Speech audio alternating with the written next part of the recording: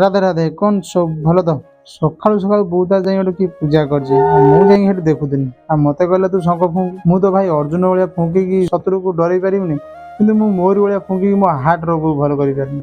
ଆଜି ବି ଜମା ସକାଳୁ ଘରୁ ବାହାରି ହଉନି। ମୁଁ ସକାଳୁ ଗାଧେଇ ପାଧେଇ ଘରେ ରହିଛି। କାଲି ରାତି ସାରା ବର୍ଷା ହେଇଛି ସକାଳୁ ଉଠିଲା ବେଳକୁ ଟିକେ ସୂର୍ଯ୍ୟ ବି ଉଦୟ ହଉନି। 2 ଦିନ ହେଲା ଭାଇ ଭାତ ମୁଁ ଖାଇପାରିନି। ଆଉ କାଲି ତ ମୁଁ ଯାଇଥିଲି ବୁଲିବାକୁ ସିଆଡେ ଆଉ ଭାତ କୋଉଠି ଖାଇପାରିନୁ ଏମିତିରେ ପେଟଟା ଟିକେ ଖରାପ ହେଇଯାଇଛି।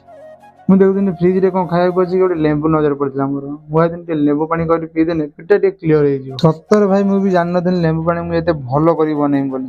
ଆଉ ମତେ ବି ବହୁତ ବଢିଆ ଲାଗିଲା। ଏମିତିଆ ଲଘୁଚାପ ହେଇଛି ଯେ ବର୍ଷା ଦିନରେ ବି ଏତେ ବର୍ଷା ହବନି। ବୋଧେ ଘଣ୍ଟେ 2 ଘଣ୍ଟା ବର୍ଷା ହେଲା ଆଉ ମୁଁ ବି ଶୋଇପଡିଥିଲି। ଶୋଇକି ଉଠିକି ବର୍ଷା ଛାଡ଼ିଲା ଆମେ ଟିକେ ପଳେଇ ଆସିଲୁ ବଜାର। ଆମର ଗ୍ୟାସ ଚୁଲାଟା ଖରାପ ହେଇଗଲାଣି ନୂଆ ଆଣିଲେ ହବନି। ଗ୍ୟାସ ଚୁଲାଟାକୁ ଆମେ ଏମିତି ଦେଖୁଛେ ଯେମିତି ଭାଇ ସାର୍ଟ ପ୍ୟାଣ୍ଟ ଦେଖିକି ଆମେ ଟିକେ ପଳେଇ ଆସିଲୁ ଜୋତା ଦୋକାନକୁ ହାପି ତା ଭାଇର ଜୋତା ନେବାକୁ। ସିଏ ଏତେ ଜୋତା ଦେଖିଲାଣି ତାର ଜମାର ମନକୁ ହିଁ ଯାଉନାହିଁ। ହେଲେ ମୁଁ ଗୋଟେ ଦିଟା ଜୋତା ଗଳେଇଦେନି।